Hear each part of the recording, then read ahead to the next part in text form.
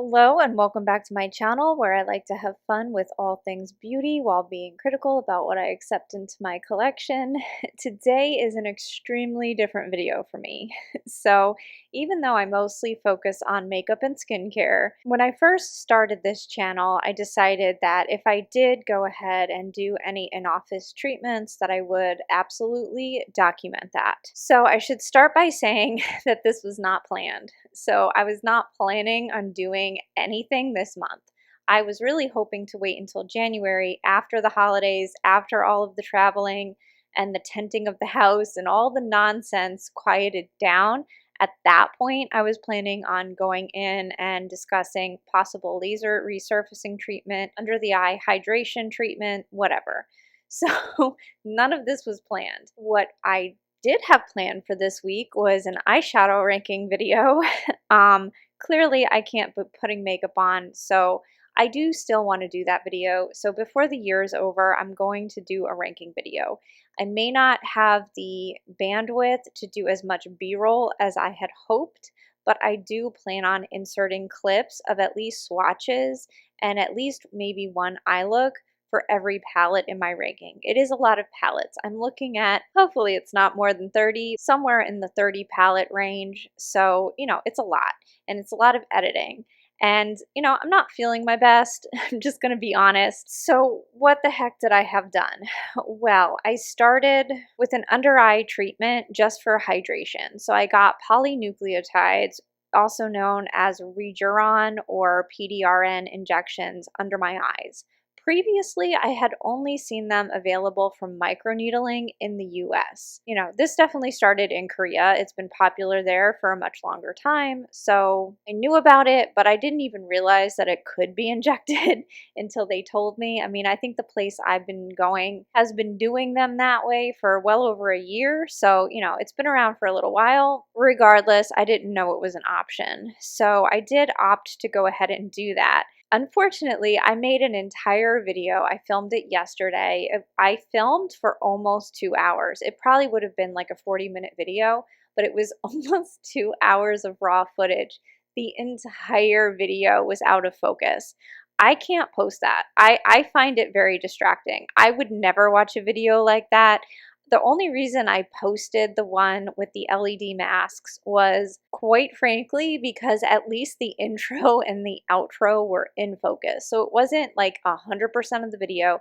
Not only that, but I had B-roll where I could sort of distract the eye with that, and you didn't really need to see my face for any reason. I wasn't talking about anything on my face anyway. So that's how I justified posting that video.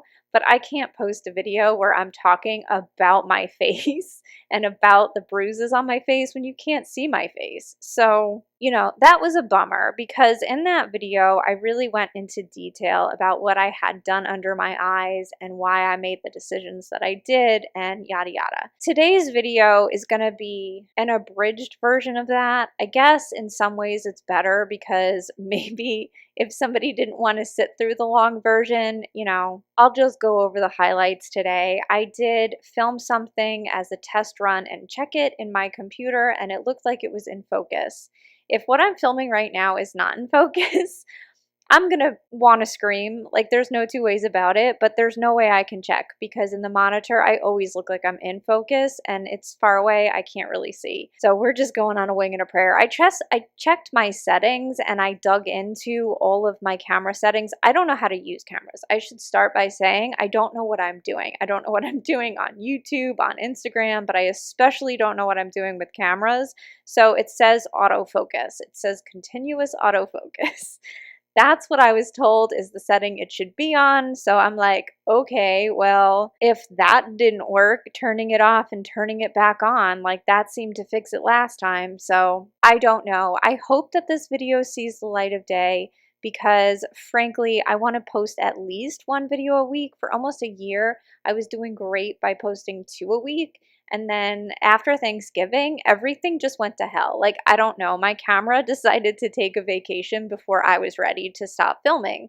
So that's why there's been no content. I've actually been filming. I filmed 3 videos that I had to scrap before this last one, and then yesterday was number 4. Yesterday's was the longest, filming for 2 hours and throwing all that footage away. That was the longest video I've ever had to trash, so that was definitely the hardest one, but I don't make money on here. So ultimately, does it really matter? No, but I'm still annoyed because I felt like I was like having some good momentum and, objects in motion, it's easier to stay in motion, whatever. I felt like I was on a roll. And then after Thanksgiving, I've just lost a lot of my motivation. I still really want to do the eyeshadow video and at least one more empties. But this time of year goes really fast. And I just know that it's going to be less than I hope. But between the camera problems and my skin, like I can't do a get ready with me right now. I can't put makeup on my skin. I can't put anything on my face. So because of that, and because I'm probably not like the most pleasant to look at right now, I'm going to try to keep this short and sweet. So why is my face beet red? Long story short, I had a CO2 laser done today at the highest setting. So what you're seeing now is nothing compared to what it's going to look like in a few hours. Basically, they warned me that between tonight and tomorrow, I'm going to swell. My face is going to swell. It could get pussy. One of the girls in the office that had it done said that she was afraid that her skin was actually infected. That's how bad it got, but in 2 days, she was fine. So I know that I'm not going to film anything in the next 2 days. I know like these next hours between now and later tonight when the pain gets worse, this is probably the only chance I have to film anything before next week. So I'm just capitalizing on it. I feel okay right now. I will say the procedure itself was quite painful. It was very, very painful. To my knowledge, the CO2 laser is the strongest laser, and then also combining that with having it done at the highest setting, like I consider myself to have a high pain tolerance, but like, damn, like this was very unpleasant. And then my neck too. So I had no plans on including my neck, but they convinced me because it was included in the package that I paid for. So I just went ahead and did it. But man, if I could just like fast forward to next week, I would. So why did I do this in the first place? Well, I'm actually going to start at the beginning. For my 40th birthday last January, I decided I had never even had a facial at a hotel. Like I hadn't even ever done that. So I have no experience with any of this stuff. The only thing I ever had done was Botox, and like most people, I loved it. I had that done for the first time right before my wedding when I turned 39, and I absolutely loved it. The only thing was the place that I went to before my wedding was a plastic surgeon's office. So the Botox was it was like $700 and it was a flat rate, so it didn't matter how much I got. And I actually didn't get very much. I mean, back then, and he was a very conservative injector, so I'm paying like $650, $700 for like 30 to 40 units. Like, it was insane.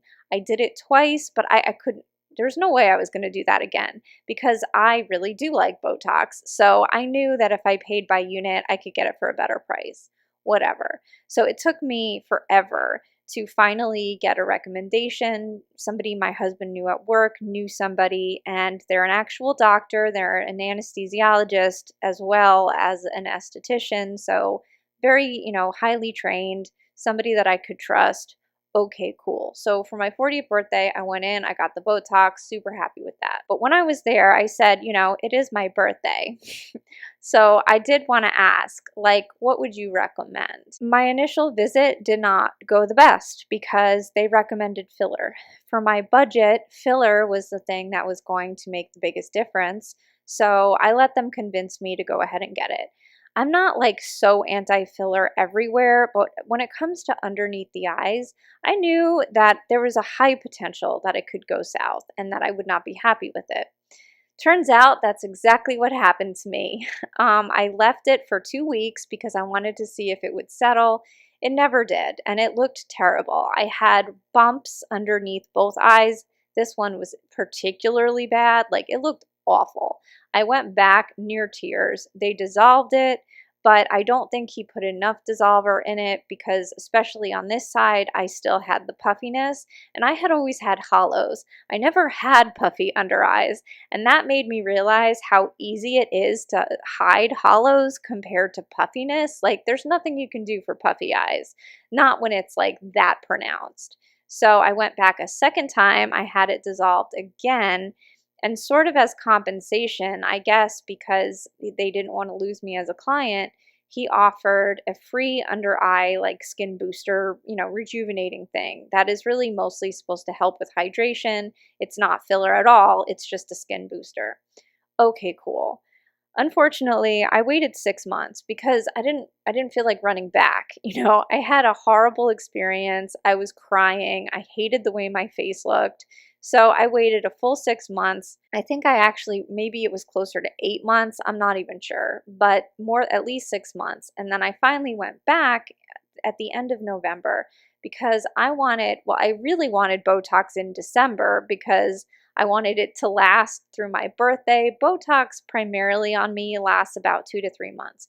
I wait 6 months. I only get it twice a year, but that's when it looks the best. Knowing that, whatever, with scheduling, I ended up getting it November 22nd is when I went in for my Botox. While I was in the office, I didn't really have the nerve to bring the skin booster up with him because, frankly, my under eyes still look pretty bad.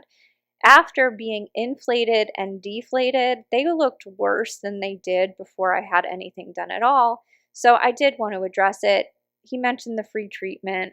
I didn't have the nerve to ask him about it, but when I was checking out at the front desk, I did ask the person at the desk, and I said, listen, I want to see if I can schedule a skin booster because they did offer me that when I was in last time. And, if that is still possible, I would like to go ahead and do that. So, okay, cool. They put me in for a skin booster. I will say he was nice enough to upgrade me from the regular skin booster to the polynucleotide treatment because I know the polynucleotides, I think, are about $600 to be injected.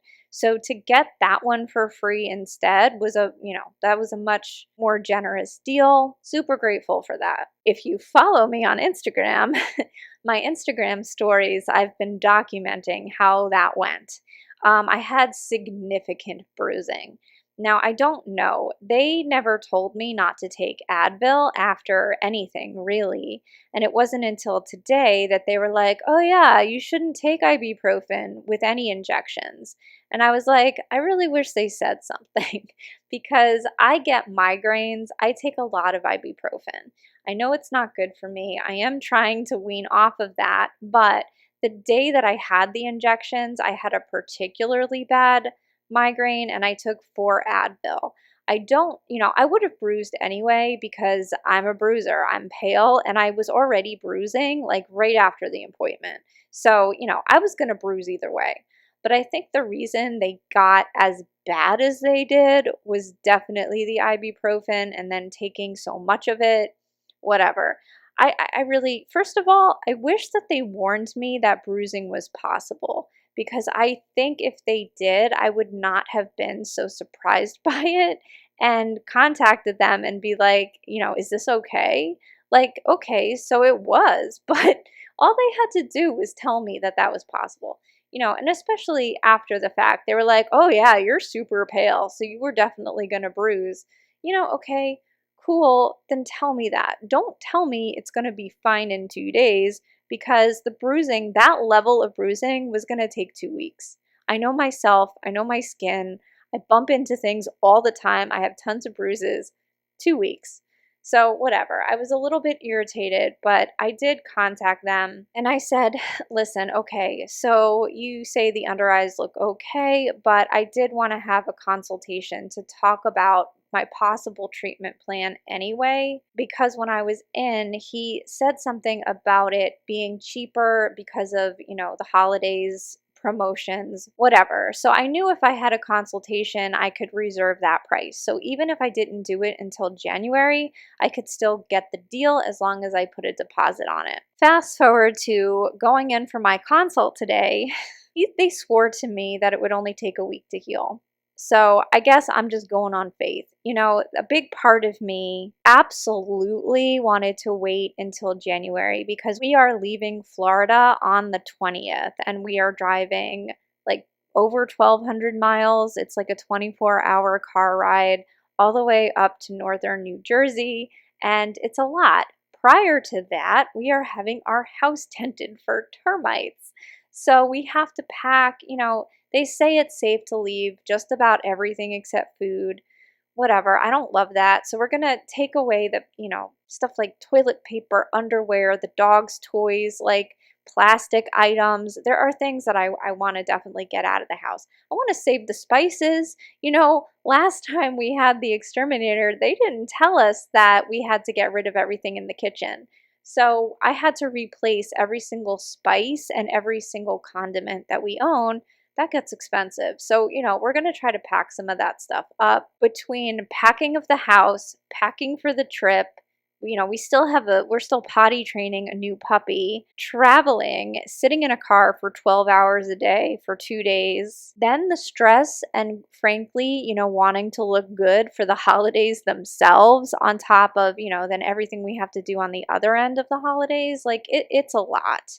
And I didn't really want my skin. I have sensitive skin. I didn't want to deal with sensitive, compromised, flaking, problematic skin during this. But I don't know. Maybe I'm a sucker, but they talked me into the fact that I would be fine after a week, and by the 2-week mark, totally back to normal. So I was like, okay, I don't know. I'm sort of on the fence. Today is the 11th. I'm hoping you see this close to the 11th, but today is December 11th. So I got a little bit of time. It's not a lot of time. I hope I don't regret my decision, but I don't know. We'll see. All I can do is say we'll see. I am definitely going to make videos both on the polynucleotides underneath the eyes. I'm going to make a full video about if I think that's worth it in January. I'm not going to see results for a few weeks anyway. So I have that coming up in January. And then I'm also going to talk about my experience with this. I won't be done. So I have 3 treatments altogether. I have today's treatment, which was a CO2 laser at the highest setting, along with a radio frequency microcurrent. I think Scarlet is what it's more commonly known by. So yeah, microneedling with radio frequency. That's going to be done 2 more times. So I had the first one today, and then I go back January 15th to have it done a second time, and then a third time, I think 4 weeks after that. So by that point, I'll be able to really, they say it takes a few months. So it's, I'm going to need to wait that amount of time to really give this a full review anyway. But I'll be talking about that in January as well. How I feel like the healing from this went, and I'll talk about it on Instagram and possibly, on here before then, just, to touch base and let people know if they're interested, what they can expect. Like, obviously everybody's a little bit different, but I'm here to give you the unadulterated truth. I don't make money at this. I don't get sponsored by anyone. I don't even have a relationship with an esthetician's office. So you're going to hear the brutal, honest truth. Do I think this made enough of a difference to justify the price tag? So for me, all 4 of these treatments, the laser, 3 microneedling, $4,500.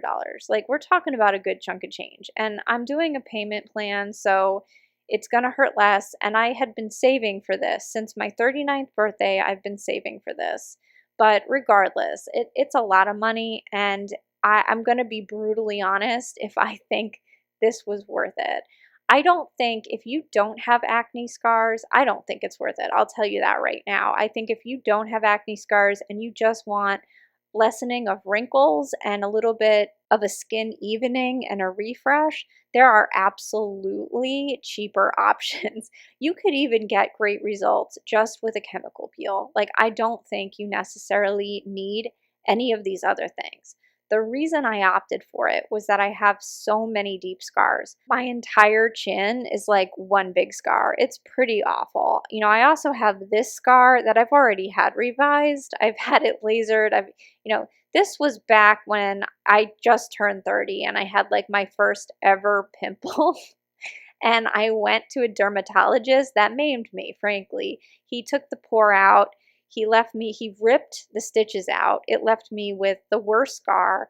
That's why I saw the plastic surgeon before my wedding, because he had to cut it and re-stitch it to make it look somewhat normal. So it's not nearly as bad as it was, but I don't really think I don't think anything can be done for that at this point. But if it can take away some of my melasma, I don't really have a ton of sunspots yet, but I'm sure they'd be coming. So maybe this can get rid of some of that. I don't know. But I'll definitely tell you if I think it's worth it. At the very least, I can say this is it. This is all that I'm interested in. I'm going to keep getting Botox twice a year, but I don't plan on doing any more treatments. The only other thing that I was somewhat interested in was trying Sculptra in my smile lines. But even that, I've seen so many critical reviews lately about it just being a waste of money. And it's expensive. I know that I don't like filler, so I don't want to get filler again.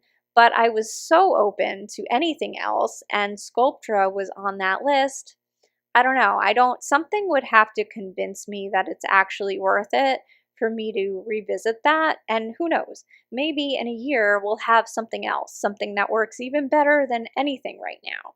So I don't know. I'm not going to say that nothing is ever going to be on my list of things to try, but this was really it. When I turned 40, I wanted to address my scars, and this is me doing that, somewhat off schedule, but regardless, I'm definitely going to share that honestly, just like I've been, with everything. Like, I want to give advice on here that I would give a family member. And what I can say as of now is be very careful if you ever do under eye filler. Like, just know that you might regret it, and that's fine if you can get it dissolved. Most of these places will dissolve it for free.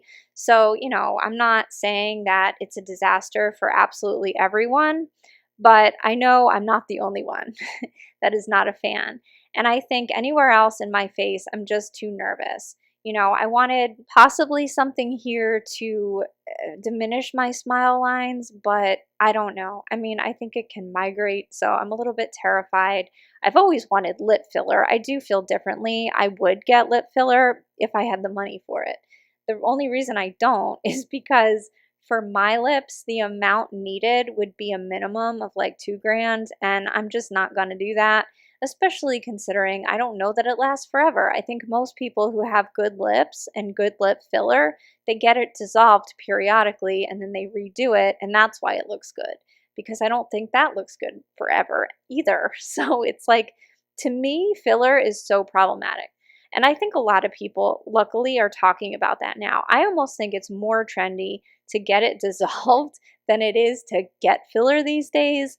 And quite frankly, I'm grateful. I'm grateful because even though I did make mistakes that I paid for, like I paid $1,200 for the nightmare that was my under eyes and, all of that. Like, that was awful. But I could have spent more. Like, I know people who have spent more on filler and then they also had to pay to get it dissolved. Like, when money's tight and you're scrimping and saving to do these treatments the way I am, like, something like that would hurt way more. So I guess I had to learn the hard way, but better now than 10 years from now if I had a face full of filler and I had to deal with that. It's not that easy to get rid of if you get that much. So whatever. I'm rambling, but I'm not a huge fan of that. I was super interested. I would try everything if I could, but I'm glad, hopefully they steered me in the right direction. Hopefully this really was what I could do the most for my money and target everything, not just the scarring, the hyperpigmentation, the fine lines, general aging, frankly, saggy skin, like crepey skin, whatever. It's supposed to really deal with all of that. So we'll see. I'll definitely report back. And I pray to God I can get this video up so I have something to post this week. And I know it's like super out of context. I do try to keep this to makeup reviews. I think that's what most people are here for. I occasionally talk about skincare because I'm just so passionate. I love skincare and the science behind it so much. But regardless, I don't usually just turn the camera on and rant and rave. So I'm gonna cut myself off here. I did want to jump in here real quick and show sort of a montage of my healing journey so far. So this is right before the treatment and then right after the treatment. And I had this done around 3 p.m. It's 10:45 now. So the final photo is going to be the most recent. I still don't think I'm really in the thick of it. I sort of think later tonight, tomorrow, it's going to get significantly worse. But just in case anybody was curious what this looked like on day one, this is mostly a result of the laser. The microneedling, I would say, is minimal in terms of what it's adding to this. Most of the swelling and all of that is just because of the CO2 laser. So yeah, I feel all right. I've felt better for sure. I think the thing that has helped the most are the frozen peas. Once I finally got some frozen peas on my face, I started to feel significantly better. My body tends to, when I get something like this, an injury that's very hot feeling, I start to feel flu-like symptoms. It's just like always what happens with me. So the thing that has helped the most is definitely the peas. It's not horrible. I don't feel like I need any kind of pain medication. It's just, I'm not like looking to do a whole bunch of stuff. I've had better days, but regardless, this is just what day one looks like with the CO2 laser. So I hope that was helpful. Anyway, so that is it for this video. I probably won't see you for a little bit, but this is what's going on right now. So I hope you're having a good week. I hope you're taking care of yourself. I really look forward to getting back on track in January. I love you so much, and I'll see you in the next one. Bye-bye.